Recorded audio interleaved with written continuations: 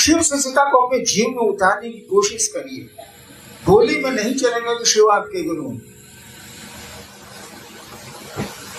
It must reflect in your action also, behavior also.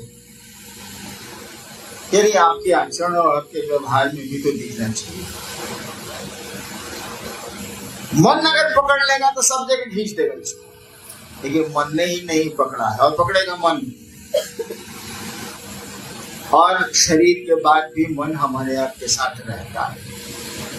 शरीर छूट जाता है तब भी उस जीवात्मा के साथ मन रहता है और मन काम करता है कर्म फल के ईंधन पर।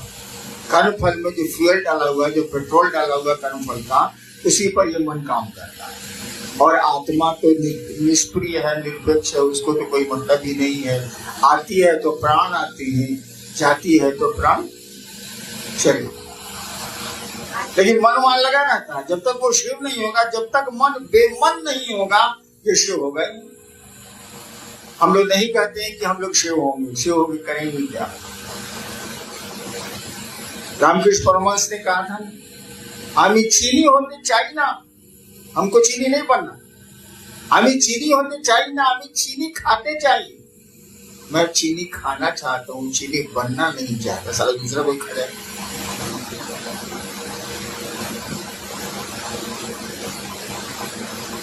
और इसीलिए आपके 3 सूत्र, शिव ने तो 1 सूत्र दिए।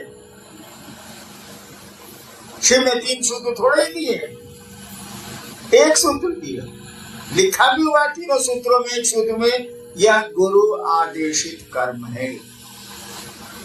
यानी दूसरों को शिव से बनाना गुरु आदेशित कर्म है। गुरु का बस एक ही सूत्र है, बाकी पहला और तीसरा आप सोचिए तो जरा।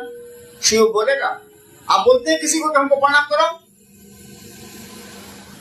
किसी को बोलते हैं कि तुम आया हमको प्रणाम क्यों नहीं किया? किसी को बोलते हैं आपको शर्म आती है कि साला पूछे कि हम ढेर काबिल हैं तभी ना हम बोल रहे हैं प्रणाम नहीं किया। किसी से कहिएगा कि हमसे दया मांगो, खराब लगता है। तो गुरु क्यों कहेगा कि दया मांगो और प्रणाम करो? गुरु तो काम बताएगा कि तू करो इसको। शिव ने कहा जाओ दूसरों को शिव से बनाओ। ठीक है, बोल के ही बनाएंगे। आए हमने कहा बोल के शिव चर्चा करिए, करना ही है। बोल के आप शिव से बनाइए। शिव से बनाने का प्रयोजन हवा हो गया, शिव चर्चा हावी हो गई। शिव चर्चा करते हैं इसीलिए कि आप अच्छा बोलते हैं। शिव चर्चा करते हैं इसीलिए कि आपको सम्मान मिलता है। शिव चर्चा करते हैं इसलिए कि आपको मंच मिलता है, बाकी लोग नीचे बैठते हैं, आप फिर अपने काबिल पूछते हैं। मन आपका समझता है, हर एक का मन समझता है। वो प्रयोजन ही खत्म हो गया। जिस प्रयोजन, जिस उद्देश्य से गुरु ने कहा, वो उद्देश्य ही खत्म हो गया। हाँ, सबको मैं नहीं कहता, बहुत सारे लोग हैं, कम से कम लाख लोग तो जरूर हैं जो सही प्रयोजन से शिव गुरु चर्चाएं करते हैं। अब फटाफट वो जो निकलता है वो तो करेगा ही करेगा, ससुर करेगा, उसको भाषण नहीं देना है, 2 मिनट 3 मिनट का भी को समय देना।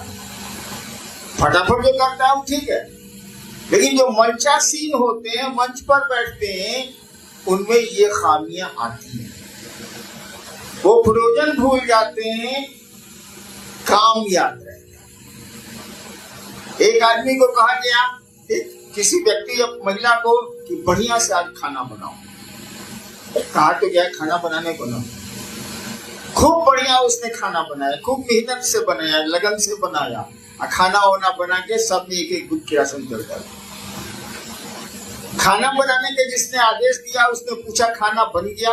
कहा कि बन गया। 4 घंटा पसीना पोंछते पोंछते परेशान है, इतना सुंदर बना है कि खाने को दीजिए तो सारा की राशन। यानी काम याद रहा, प्रयोजन भूल गया। प्रयोजन तो था कि हम भी खाएं, तुम भी खाओ और लोग भी खाएं प्रेम से, इसीलिए बनाओ। नहीं, खाना बनेगा लेकिन किरासन तेल डालेंगे। शिव चर्चा होगी लेकिन प्रयोजन बदल जाएगा। ऐसा नहीं होना।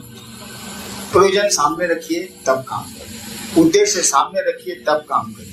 जीवन को तब चलाइए, आगे बढ़ाइए जब लक्ष्य सामने हो, कहाँ जाना है, क्या करना है।